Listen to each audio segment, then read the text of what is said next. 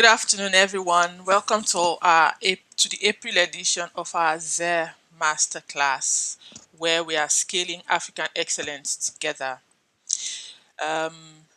Welcome. My name is Adeola Olatunji, Senior Advisor at ZER Consulting Africa, and today we will, as usual, start with our agenda, what we are going to do today, and then introduce our guest, and then we flow into the conversation together.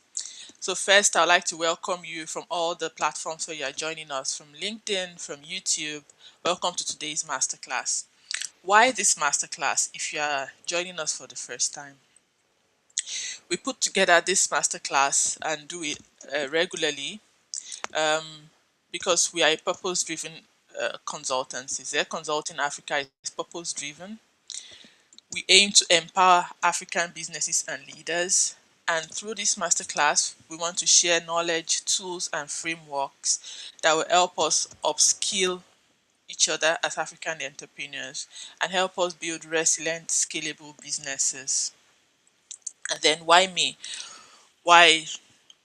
What would you expect me to share on this masterclass? What kind of knowledge, what kind of experience would you expect me to share, and what should you look forward to from me? First, I'm a senior advisor at ZER Consulting Africa.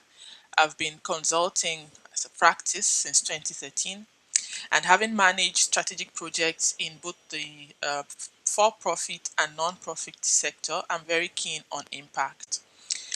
I bring a global perspective to this masterclass, to these conversations, having worked across 2 continents in multinational companies, and most importantly, I'm an Afro-optimist, which means I bring I approach businesses from an African perspective with intention and with pride.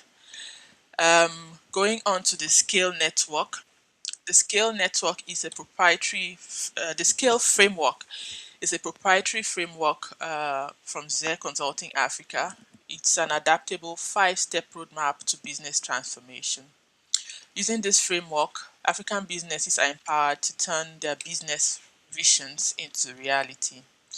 So the SCALE, SCALE, is an acronym, and this is what the acronyms represent. S, strategize your vision. C stands for champion excellence. A stands for accelerate exceptional leadership. L stands for leverage governance for sustainable growth. And E stands for expand your impact via growth capital. All of this is underpinned by Afro-optimism, which informs how we build and scale with intention and purpose. On today's masterclass, we'll be focusing on the theme of A, which stands for Accelerate Exceptional Leadership, and to discuss together and for us to share and learn together about how to accelerate exceptional leadership, focusing on the Nigerian and African business environment. We have with us today our guest, Tanho. Tanho Ata is passionate about building the African business ecosystem. Is passionate about supporting entrepreneurs with tools and systems and knowledge to help them grow and scale. So I will leave the rest to Tanho to introduce himself to us, and then we just flow into the conversation from there. Hi, Tanho. Good afternoon. Hi, Adela, Dr. Adela. Good afternoon. Good afternoon. Welcome to the ZER Masterclass, the April edition. We are excited to have you. Um, I was wondering if you could introduce yourself as Yeah, Tanho, and then also 𝗬𝗍𝗀𝗀. 𝗬𝗍𝗀𝗀. Please let me know if I'm pronouncing that yeah. correct. I'm So bringing a today, Yoruba accent into it. 𝗬𝗍𝗀𝗀. So talk about yourself, what you do. I know you're yeah. a professional that wears many hats. 𝗬𝗍𝗀𝗀 is one of those hats. So please introduce us to the phenomenon that is you at Yeah, 𝗬𝗍𝗀𝗀. so thank you, thank you so much. Thank you so much for having me. My name is Tanho Atta, and I run KKO Business Partners. as the managing partner. 𝗬𝗂 Business Partners is essentially just a gathering of like-minded business partners. And what I do there is two things, essentially. One, I help my partners out when they have issues in their businesses. So you can look at that as like high-level consulting or partnership execution. It ranges side. I, many years ago, made the mistake of poking my nose in development, like how Nigeria can be a better country. And then that took me down a rabbit hole that if I could do it all over again, I probably might, think twice. But that's what I do on the other side. I research and build companies that could make our society better, one of which is the 𝗬𝗂 Business Developer Limited that supports SMEs and startups like you mentioned. Good.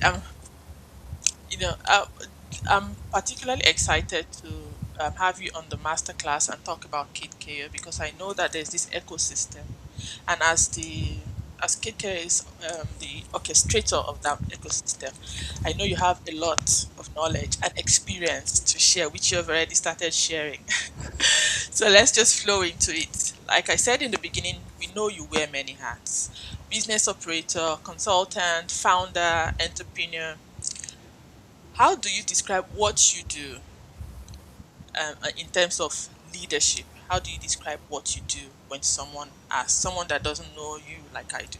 Not that I'm claiming to be the dictionary of Tanho, but how do you describe what you do? So I help help our partners accomplish the outcomes that they have in mind, which is something that we bring to our own business. So to put that in an example, if a partner says, hey, I want to put up a concert, and this partner would be a musician and they've been struggling on, they've had many goals at it and they've not found a way to do it. What we then do and what I do is ensure that they get to that outcome perspective. So usually when we work with our partners, we like to make sure they've failed or they've met the struggles so that when they come to us, it takes away the pressure of then executing what we know would most likely be the outcome of that process. So we're just business partners that partner with different businesses, individuals toward a business outcome, regardless of what that outcome is. Okay. So, um, related to that, so there's the um, 𝗬𝗂 community. This kid, Yeah, there's the community, and there's 𝗬𝗂. yeah, Are they one thing? yes. Are they separate? Is the community a tool of 𝗬𝗂 or one of the products or services of 𝗬𝗂? So that's a really interesting question because it'll take you to the genesis as to why we wanted to build 𝗬𝗂 business community. There's only so many people I can help. There's only so many partners I can work with directly, no matter how big my team is, penetration-wise. So we were thinking, how could we take the skills I've built over the years and put that into a system that entrepreneurs across the country can plug into directly? So what the business community's goal is to ensure that entrepreneurs across the country can simply have the same level of support, the same level of business access and insight without necessarily having to talk to a consultant. That's why we have a community manager who engages them, because entrepreneurship is a very gruesome, very difficult, very challenging. I mean, honestly, I was talking to my team over our 𝗬𝗂 business team at lunch in December, and I was telling them, look, I wouldn't recommend someone stop the job and go start a business.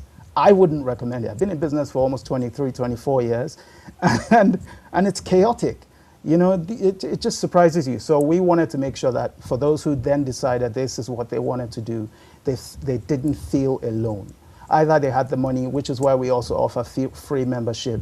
It's not about, for us, it's not really about how much money we're making from that business, but how many entrepreneurs can succeed that will overall have an impact, positive impact to our country, our society. Because I believe strongly that businesses can transform this country positively. That's my personal prerogative, and that's why I took that that decision to build out that company. Okay. So interesting. We are talking about entrepreneurship now and how you first discourage and then support those who have made the decision to go on and be entrepreneurs. So, in Yeah. this entrepreneurship context, in our Nigerian context, what would you describe as leadership? Because the theme of today is accelerating exceptional leadership.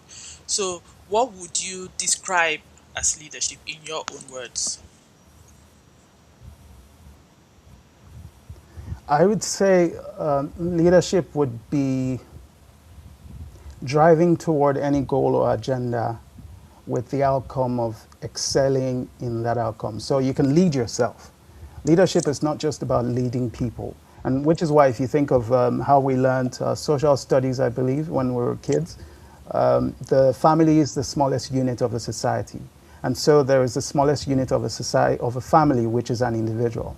So if we think of what leadership means to me, it's how a person delivers excellent transformation of their thoughts, their ideas, their agenda. And then if you're building a team or leading a team, you transfer that culture of excellence toward an outcome, and then know that you're driving people in the direction towards that desired outcome. If Nigeria wanted to be a better country and we're looking for better leaders, it wouldn't just be the leaders that would be the problem, it would also be the citizens. So I was at a meeting over the weekend and someone said something interesting I hadn't thought about. He said, look, corruption is not our only problem. We now have systems in place that multiplies corruption. So citizens are now corrupt, that even if we had a great leader, I believe that leader will struggle in turning things around, which is why if you bring entrepreneurship into the goal, when you hire someone in your company, many times you have to look twice over them. We've had cases where people try to steal our clients. I mean, this is an employee now running their side business in the team, trying to steal our customers. And then you have to deal with all those things. So it's not, I don't think it's just a simple thing where someone is a great leader and that's the end of it. The whole body has to participate in leadership, even if that's just on an individual preference or a business leader leading a team, or, and so on and so forth. Okay. Thanks for that, for sharing your own um, conception of leadership. I hear that leadership for you is participatory, and leadership is delivering excellence. Delivering excellence to your goal, to yourself, to your community, to your business. I like that. So now, coming to we are gonna somehow have framed you around entrepreneurship. So please, a lot of questions and are gonna be a lot of questions are asked. Or this discussion, there's gonna be a lot of entrepreneurship coming up. So, in our experience, most entrepreneurs start with a product or a profit motive. You seem to be approaching um, the entrepreneurship scenario or the problems with a people lens, or with a problem lens, that there's a societal problem, or there's a you know with a problem lens and a people lens. Is there a difference there for you, and how does that difference influence what you do? So, for example, okay, you said earlier, KK, you're not really profit driven. Of course, you want to make a profit, but that's not the primary driver. So, what's the difference there for you? Being people driven, problem driven, or being profit driven? Yeah, if I could do it all over again, I say this many times, I would see the problems I've taken on and just look away. I would just say, yeah, let someone else fix that. But the reason I have taken a people and problem, that's by accident. So it's not like I was born with the intent to change society or transform. I had none of that. I just wanted to do business. I'm a businessman, bring a good deal. How much am I going to make off it? But then I had a conversation years ago that really, really changed my life. It was when I was back in school in Babcock University. And there was a student that came in from the US on an exchange program, and I used to code back in the day. And then we had conversations that, made me realize that our society, as great as it is, there's still so much more we need to do. There are lots of problems, and if we know the 80-20 principle or the majority and minority rule, we know that the minority would always carry the process. So it's more like a responsibility, I feel. I feel like I owe it to Nigeria to contribute what I think would make the country better. So there's a pure difference. There's nothing wrong with being business oriented. I think I'm a bit of both. Because without resources from a profit lens, you can have ideas on how to fix the problem, which is why they say opinions are cheap. Everybody has one. Yeah, everybody has an idea of how we can fix society, but we have to respect the doers, the people who are doing things in there, and it does change. It changes the perspective. We need kind of like a partnership between those who are profit oriented and those who are impact driven for people solving problems and using people. That's I think more collaborative effort is what can help. I don't think it's one or the other. I think we need both. We need both. Okay. Thank you. Thank you. So now let's talk about accelerating leadership. I'm going to specifically ask about mentorship because I know mentorship is a key part Yeah. of the Okay. value proposition of KK. So, and you have mentored quite a few founders. So, what is mentorship to you, and how crucial do you think mentorship is to accelerating exceptional leadership? Yeah. So that's this is like an overflowed conversation. A father has a son. That's mentorship. A teacher is teaching pupils in a class. That's mentorship. The whole idea why a person needs a mentor, the process of mentorship is someone. So, for example, I've done certain things, and then I have the insights on how better they can be done. Someone who's coming after me doesn't need to walk the exact same path and go through the same mistakes. They can start with my leverages and then take it much further. So, in my view, if you have a mentor or you're looking out for a mentor or you're a mentee, and the person that's mentoring you doesn't give you instant access to the leverages they have, that makes your journey much easier, then that's not a mentorship relationship. That's another path of learning. You're still on the hustle, you're still on the struggle. Because a good mentorship relationship is one where, one, you have access to the mentor. So I hear some people saying, maybe you don't know someone directly, but that person is your mentor. You watch their videos on YouTube, you read their books. That's not your mentor. And that's just an information source. A mentor is someone you can pick up the phone and call, who can ask you and guide you and say, oh yeah, I think I went through that, and I do that every single day. Sometimes some people just call me up and say, hey, I'd like to chat, there's something. So I'm like, yeah, okay, well look, it's your decision at the end of the day, but here's what I think. Mentorship would show the person that they may not know. So that's what I think mentorship is, as opposed to overly looking like it turning into one whole grand thing. Mentorship exists in natural form of society. A father has a kid and raises, or a mother has a kid and raises the family. That's mentorship. We're all mentored by our parents. And then we inculcate that culture, which is why many times we turn out very similarly to them unless we change certain things. And they have given us certain leverages. My parents gave me certain leverages, and now it's my job to give my children. That's mentorship.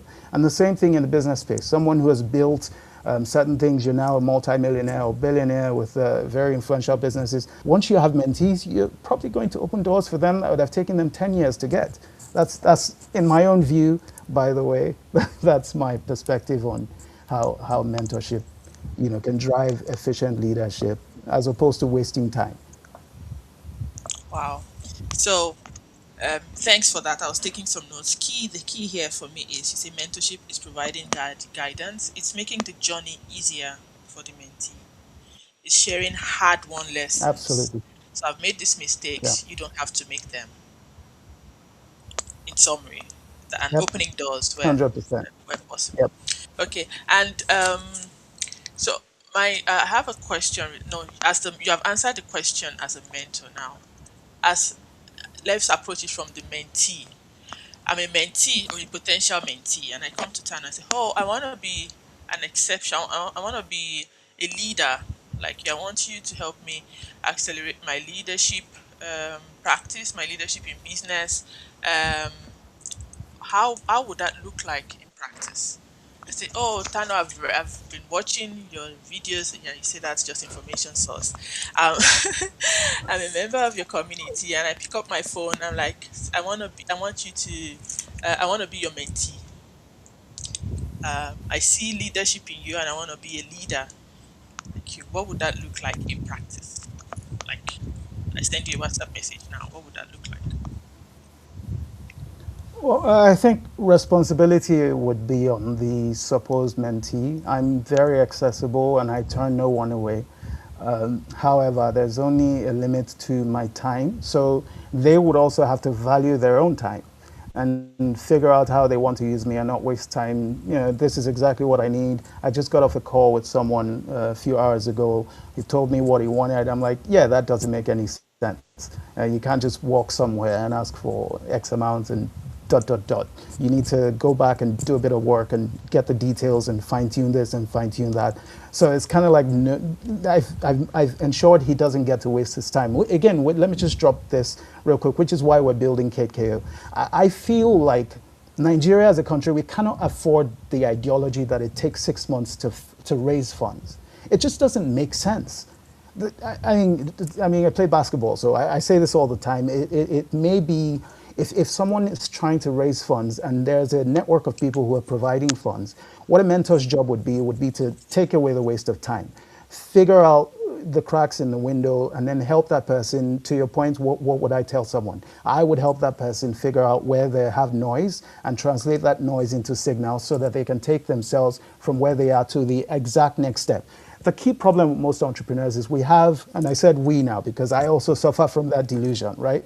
We have this grand design, but we don't realize that there's a combination between the grand design in our heads and the practical step-by-step work it takes. And sometimes the work takes 10 years, the vision is instant. So how do we squeeze out 10 years and combine that? Mentorship makes that so much easier. You can cut down 10 years to like 2 years just by having a mentor. So I hope somewhere Thanks. in there I answered the question. Yeah, yeah. The answer is wrapped up somewhere in there. Thank you. I want to ask now about blind spots. We are talking about leadership, and in your experience mentoring this business, what typical blind spots do you see in in business leaders or aspiring business leaders? Have you ever had this experience where Okay, so someone? that's two cases now you said. Are we answering, am I answering for So, what typical blind spots? Give us an example of a sorry, blind go ahead. spot. Of a blind spot. You see if that makes it more practical. Would I'm this all, blind spot be for the leader, for the leader? so I just I'm approaching you. Hey, this is my business. For example, this is my business, and I'd like you to be my mentor or whatever. Or I'm asking for your advice. What typical blind spots or have you common blind spots have you seen in those kind of scenarios that you're like, hey, you have totally missed this because if you are doing business in Nigeria, you cannot afford to not see this. So something like that. Okay. I think I'll answer for both. Because I've been both. I've been, both. I've been on both sides, investing, supporting, helping, guiding, and also operating. The blind spots on the side of someone seeking help is that you have to be more practical.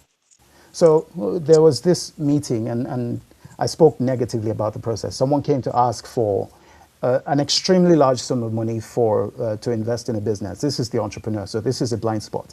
And then you have the optimism, which is a good thing. You say you're going to be able to turn over the loan in X amount of time, but there are too many unknowns. There's the forex market, there's foreign exchange, there's socioeconomic issues. It's chaotic. So it's very difficult to predict certain things if you are not in control of the system that produces that outcome. So that's a blind spot to entrepreneurs. On the side of leadership, there's a lot more advisory than there is mentorship. which is to just give people advices as opposed to hand holding, which is sort of where our operations are slightly different. If a partner came to me today or a mentee came to me today and said, this is what I want to do, instantly, which is why we take a fee for our business. I mean, I always tell people, don't call me unless you're serious. Don't call me unless you failed, because I don't have the time to waste. I need people who take their business seriously, and then when they're contacting me, I inherit their problems. You know, that's why we run it as a business partnership and not like an advisory firm, because their failure is our failure. And I think that's also a blind spot in leadership. When you have no stake in the entrepreneur's success, you tend to have a lot more blind spots, and it's just simply counsel as to what they can or cannot do. So I think, yeah, there's blind spots in both parties. And if they can both align, it becomes much easier. Okay, so what I hear from that is optimism, yes, but you need a lot more practical, a lot more doing. You need to bring a lot more practical things into your practice, what you do as a leader. And then mentorship with hand holding. I don't, more mentorship and hand holding, less advisory. That's your approach. That's what works for Kid KO. Okay, Well, I'm yeah. sure Yeah, there's that's what works for us. Yes. yeah, there are things to learn there. Um, are there any are there any successes that have surprised you in your journey so far from your community? Are there any, like, can you share a story of someone that, like, wow, you've shocked me with your success, you beat my expectations? Can you share can you share that? Yes. Yes, I can. So as you can imagine, with the rate of interactions I have with entrepreneurs, there are loads and loads of business. My wife is also, I mean, I'm her investor in her business. But it shocks me because, I mean, when I joined her business, her first business, she had a fashion brand, and this was in 2010. That's all we thought she was ever going to be, right? Which is this. I'm going to add to this question, add an extra answer. But yeah, so the quick answer is my wife, yes. And here's the reason why. She started out in fashion, right? And then she knew she could do more. She wanted to do more. She's extremely smart, extremely brilliant, first class graduate from business administration, so top notch. She's much smarter than I could ever be, right? But then she goes Thanos on this wife, if journey you of are part of the R&D, audience, I research hope and you are development, hearing. and trying to figure out. And so she goes on this R&D project for a few years, and then she comes up with this fantastic transformative business leveraging the same seed value. So in other words, her business was a seed, and it could have grown into a simple tree, produced a simple fruit. But because it had the right ecosystem support, it evolved into something that even her first technology skills, I was the one guiding her. And then after like 2 years, I'm like, look, man, come and teach me some stuff, because I was left behind. And it's transformed exactly what she does. And I've seen a few more surprises here and there. But the key thing, the addition I was going to add to the answer, which I have answered, is that we need ecosystem support for entrepreneurs. Sometimes some people just need time. You know, some people need 5 years. Some people need, it's insane. But our ecosystem does not support that time facility. And it's not the ecosystem's fault. It's because we're too decentralized. And we need closer ties. We need to bring everyone together so that when someone is done from 0 to 5, someone who does 5 to 10 can push. And we just keep pushing people ingredients, and you will see our ecosystem blossom. Nigeria is the 6th largest country in the world. We are the largest deposit of potential waiting to explode. And I completely believe in that ideology. It will happen. It just depends on how quickly we're able to figure ourselves out and work together. So yes, I've seen great surprises, and I've mentioned who the greatest surprise was. Thanks for spotlighting that. We've talked quite a bit about time now, so I want to just flow into that. We know when preparing for this masterclass that it took you 12 years, um, more or less, of research before you launch this community, this KK community. That's patience, capital P patience. So, Yeah. what does this type of patience teach you um, about impact-driven work, even profit-driven work? I mean, profit and impact shouldn't negate each other. Profit, impact that short-term focused founders might miss. So I'm also a farmer, right? And agriculture really taught me. I don't think I would have learned this. Yes, I was still doing the research, but I never would have learned lesson, the lesson that it teaches. If you spend enough time on anything, just by natural design, failure would become, I don't have a way to describe it. It's almost like failure is an impossibility.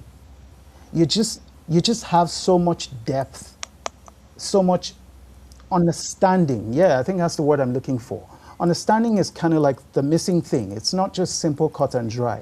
So if anyone does anything and you spend an immense amount of time and dedication, entrepreneurs who are short term, many times they wouldn't be able to last because of staying power. If we know many successful entrepreneurs, I'm pretty certain you would see that what sets them apart is not the success at the top, it's how long they were hitting at the target and how long they were able to stay and survive. And it's the same thing I tell entrepreneurs today. Don't give up.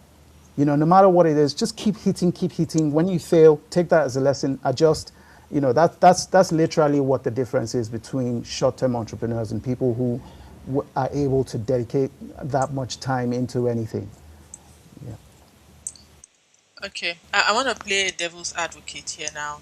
Are you saying dedicate your time, even when you fail, keep dedicating, because sometimes you can take failure as a data point. This isn't working. I'm going to refocus my Yeah. resources and energy. So at what point what are you saying? Keep at it in spite of signals, or you see the signal, adjust direction? Just playing devil's advocate here. I know I it's not mean, a black and white answer. if yeah, I mean, if that be foolishness, though. There's a clear difference between being foolish and being and having staying power. So staying power, and again, I'm glad you asked this question because it's really important to clear the difference. When you have conviction about something, unfortunately for you, that conviction is yours and yours alone to carry. So if you say, I'm going to build this business, even your closest allies will turn you at the door. What do you do at that point? You know, if you say you want to pack it up, then that's the decision you have to make, and that's good for you. You never know. But the advantage is if your conviction is, I don't care if I die on this hill, many chances, I mean, especially if you're learning off the wall, the things that went wrong. I mean, we all talk about the stories of Edison and how he tried 900, and I'm pretty sure that's an inaccurate. It's just too perfect. 999 and then the 1000th time. That's just, that's somebody's story. That's his story, history. You know, but what I'm saying is, it sounds sweet, it sounds lovely, but imagine, put yourself in the shoes of Edison to keep going at the thing and just knowing it's not working. And then he does it. Everyone wants a success story. Nobody wants the chaos. So please, by all means, which is why I started by saying I discourage 100% entrepreneurship. I'm not an entrepreneur by choice, by the way. Like I said, if I could do this all over again, if Nigeria was a different country and it was already well developed and it had all the things that I would like to see in my country, I would just enjoy my life and stay in ExxonMobil. I had a good offer. I could have just, lived my life and just chill and travel and have fun. And then keep all the money I'd made along the journey as well, instead of looking at impact-driven models. So, I mean, to each his own. If it's not working, don't kill yourself. Go out there and work in somebody else's mission. Contribute to society. But I do like what you said, and I captured that here. That everyone wants a success story. No one wants the chaos. But I think as a leader, it's our job to organize this chaos where we can. We cannot abandon everything. Otherwise, nothing will get done. Nobody will be successful. Nothing will get achieved. Yeah. Absolutely. But I captured that. Absolutely. Good. Yep. So, you've mentioned twice now about farming. Which came first, the entrepreneur leader or the farmer? And how, apart from teaching you obviously a lot about patience and investing time, what other lessons have agriculture taught you about leadership? Has agriculture taught you about leadership? So, two Uh, questions there. Which came first, the okay. farmer or the business leader? Yeah. Well, business leader came first. I was a business guy. I was in Lagos, and then we were offering food service with for a company. We were serving them food, and then price was fluctuating, and I'm like, yeah, there has to. I need to know where food comes from. I need to know. That's what that's what took me into agriculture, so that we can improve our margins. So it was business that took me to agriculture. Now, for the lessons that agriculture taught me to wait. And it's different from being patient, because patience is, I'm going to be patient. Waiting is, you never know. you just, sometimes you just never know. And then if you just say, for example, some people tell you, well, I can harvest avocados in 7 years. In the seventh year, what if you get nothing? What if the wind changes and there's climate change? So you just never know. So agriculture, you just have to keep that. It taught me to just wait it out, wait the problem out. If I get a problem today, I don't respond at all. It got to a point, if someone sends you, oh, the fire is burning, everywhere is chaos, I'll just switch off my phone and go sleep or go play, dance or laugh. And just laugh. I dance a lot when I'm stressed, because that's how I deal with stress many times when it's extreme. But it's all part of waiting. Waiting until the magic aligns, and it usually aligns, because nature is perfect in that way. There's order in chaos. If you can see the patterns, you can read the lines, you can see the opportunity. That's what agriculture taught me. So it ties to patience, but I think patience is different from waiting. When you're waiting for the moment. Patience, you're just wait. Patience is patience. I'm a patient person. But when you're waiting, you're like a hunter. You're waiting, you're looking for the opportunity. You see, agriculture will teach you that.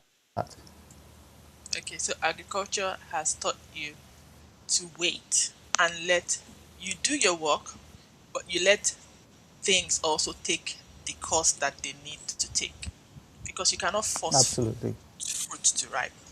Yeah, Yep. you can't Well, you force can rain if you to use fall. carbide, and Yeah, you yeah. can, I don't know whether people will eat your food if you use carbide, but you can't force rain to fall. You need to yeah, let, yeah, yeah, you do your work and you do the work, you organize, you build, but then you let things yep, also take their yes, course, the time that they need to take to yes. mature. Okay, good lesson there. And then there's agriculture, there's food, there's fashion. Is there a universal theme that runs through all the spies where you have your hand in? Yes, there is. Yeah, there is. So I'm guessing your question is like whether the business model is different for each one, or is there a system on how I deploy solutions for each industry, or So it's more as you, as the owner or the leader in these three different businesses that you own. Is there something? Is there a theme? Is there a principle that runs through that you enforce through all these three different sectors where you have things running, and also through the community? well, yeah, I'd say the theme is excellence. Really, just making sure we do it better than anyone else. Just making sure it's clean, making sure it's quality, making sure it's great. That's it. That's literally what it is. That's what it is. As to why we do well, or why we're where we are, is because I treat business like a system. There's a technical side of the business, which is food, fashion, medicine, healthcare. It doesn't matter. And then there's the business side of it. So it's technical business plus business, the business framework architecture, which includes sales, marketing, PR, promotion, strategy, all of that. That's one side. But the technical operation, quality of product, place you sell it at, all those things. That's the two separate engines, which is another instance as to why many businesses fail. Sometimes entrepreneurs don't realize that there's a critical difference between the business side. I always tell most people, so I used to watch Dragon's Den a lot, and I'd say, oh, I just wish this person had spoken to a business consultant or an advisor just before you're attached to what you're building. You can't evaluate the value of it properly, and if someone offers you a deal on the spot, you don't know how to weigh value. And that's the job of the business side. The technical side is to be passionate and to be driven and to figure out the engineering of your product or your service, or that kind of thing. Okay, good advice. Coming now to advice, strategy, and something you said earlier, being practical. For many leaders, for many business leaders, strategy often breaks down at the point of execution. So for the entrepreneurs in your ecosystem, how do you help them bridge that gap? How do you help them close that gap between having a good idea and having a functioning business? Did you get my question? Should I repeat? So, yeah, I did. Yeah. Yeah, no, it's fine. I do. I'm taking a pause because this is a really critical question. And it's one that I don't think entrepreneurs think about a lot. You need to tell yourself the truth. When it's very difficult because people are more connected, they're emotionally connected to their business, and that's a grave error. That's a mistake. A business is just a business, man. It's just a business. It's just numbers. Yes, I know it's my dream. I wanted to do that, but like I always tell them, okay, yeah, so to your point, this is the first thing I usually tell entrepreneurs. There are three things in your life that you should focus on: your money, your passion, and your work. These three things, if you can keep them separate, then your business will not struggle. You clearly identify what is what. I know, for example, that some of the businesses I'm building are passionate. These are passions for me. This is me contributing to society. But what brings me money is my core business, which is my business partnership firm, serving my business partners and finding ways to multiply value, right? And that also is my work. So if my passionate business, which is the business passion, and so when you're working with that kind of person, you're telling them, oh, don't do this. They are like, there's an emotional response. It's not, and business is logical. It doesn't have feelings. It's not. It's just about numbers and architecture and frameworks, which is why I like things about governance and structures and systems, because they help the business to be tradable. Partners can come in. If someone is tired, you can exit the business. It's not emotional. So that's how I usually try to help them. Help them see that. I ask the question, okay, what's the outcome here? What are you trying to get to? Have you understand? Is it the money you want? Is it the this? And then they say, and then from where they're speaking, I can sort of evaluate where this person is coming from and hopefully help them. And if I can't, I just say, yeah, bye. Have a good day. Have a good time. Do what I can to help them, and that's it. I lose no sleep over entrepreneurs, to be honest. Okay, fair answer. So my question now is for we just touched a bit now on governance. Initially, we had asked about typical blind spots. In that, now I want to ask: do you think um, not having the right structure or the right governance framework for your company or for your business is a blind spot still that many leaders are not aware of? I'm asking this, let me give you a context where I'm asking this. I know you work with businesses of different sizes, leaders from different areas, and some of them are more established and some of them are just starting. So, some well, not just that, some of them are still like basically building. Um, is it is and I assume that for many of those that are still building is something that like I don't need that yet. I've not reached that stage yet. I would see that as a typical blind spot. Is that something you also see in your work, guiding these businesses, and how do you address that?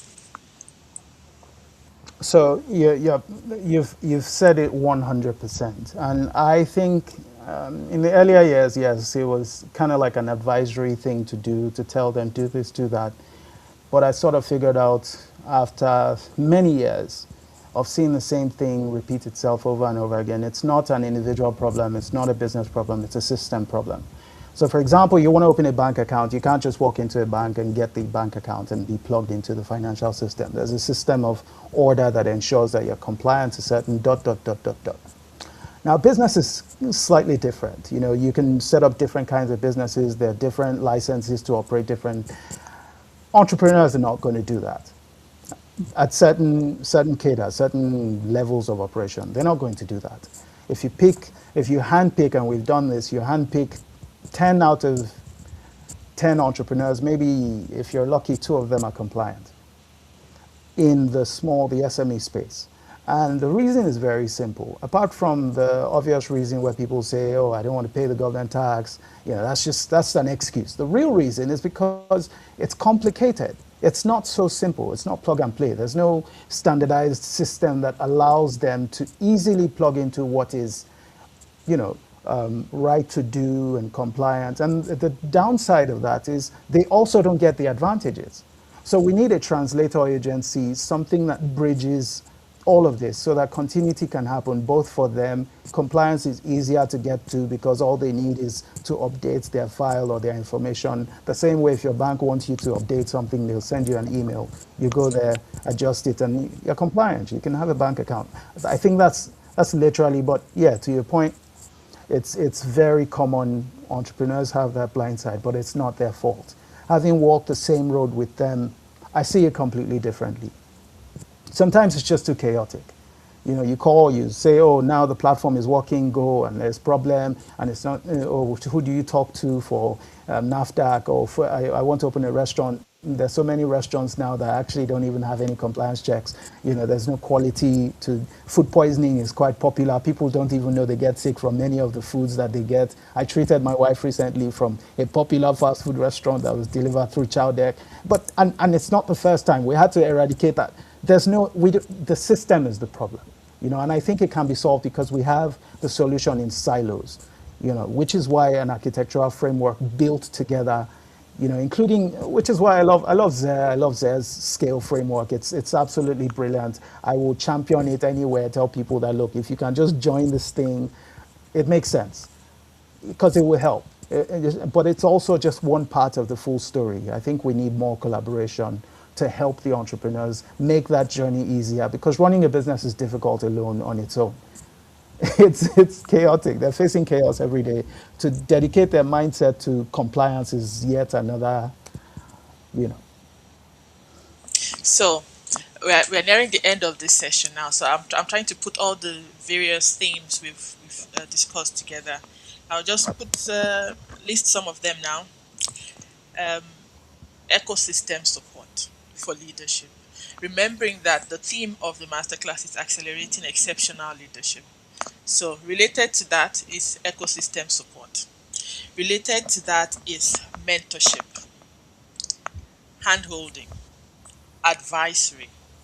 Related to that is patience, conviction. Is there any other thing, any other principle you would recommend to, let's make it now practical to me? I come to you, hey, Tano, how can I accelerate being an exceptional leader for myself or for my business? I've learned from you patience and waiting. I've learned from you that I need the ecosystem support is vital, mentorship is vital. Is there something I can add to the mix? Yes, tell yourself the truth. Tell yourself the truth. I would like to add to that briefly on again, I have a Nigerian focused lens.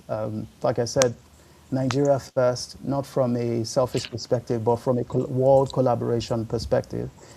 Most Nigerians, I mean, the ones who can, when they travel abroad, I mean, we're talking about this, the first thing they do is they take selfies and, they're happy to be in other people's countries, but they're not proud of their own. So the first thing we need to do is to understand that we tell ourselves the truth about things. Same thing in their businesses. If your business could do better, just do better. You can repaint that wall when it starts to get dirty. It doesn't need to stay dirty. You can clean up your streets. You can contribute to good governance. You can just tell yourself the truth. And for me, that's like priority number one. If we tell ourselves the truth, then it gets easier to execute towards making things better.